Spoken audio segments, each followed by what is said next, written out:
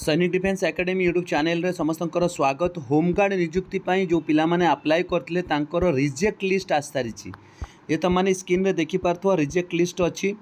संपूर्ण details information ये video दबा को जाउछि। प्रथम थर करी जदि मो चैनल को विजिट करछो ए जाय चैनल को सब्सक्राइब करनो तो सब्सक्राइब कर दियो। वीडियो को लाइक करो एवं फ्रेंड सर्कल रे अधिक शेयर करो। तो माने स्क्रीन रे देखि पारथो ये अछि होमगार्ड रो नियुक्ति जोटा 14/3/2025 अनुसार कटक जिले में खाली थी 112 गृह रखी पदवी। ये सब जिनस पढ़ी सारी सर्ट रे कहूँ 112टा थिला। तापर 17/4/25 तारीख अनुसार अधिक 100 गृह रखी पदवी वृद्धि करागला। माने 100टा वैकेंसी बढ़ी कि 23/4/2025 अनुसार समुदाय 212 खाली पदवी पुनश्च विज्ञापन प्रकाश करा जाइथिला 212 पाई जोटा पिला अप्लाई करथिले। एवं तार इनफॉरमेशन मु आसिकी देइथिली 6टी पर्याय रे टेस्ट हबो।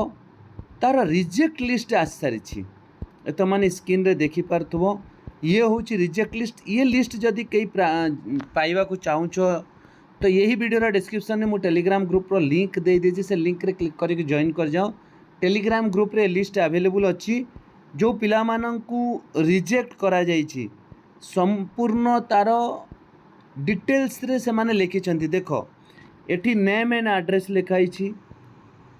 तापरे तार जेंडर कौन अच्छी, डेट ऑफ बर्थ कौन अच्छी, एज केते हला, पीएस कौन, पोल स्टेशन तार कौन, मोबाइल नंबर कौन, स्टाटस ता सहित रीजन कौन पाई ये सब देखो। जो माने अंडर एज रे कटिचंती से मानकर अंडर एज लिखाई छी। जो माने अप्लाई करथिले अंडर एज जहार जहाँ रीजन अच्छी से रीजन मध्य देछि। तो आशा करुच्ची कि पिला माने जो माने कटक रो होमगार्ड रे अप्लाई करथिले से माने जाइकी ए लिस्ट चेक करनियो। ए लिस्ट रे जदि तमरा ना नहीं ताहले तुम सुनिश्चित हो जाओ तुम होमगार्ड टेस्ट दबा को जाउछो।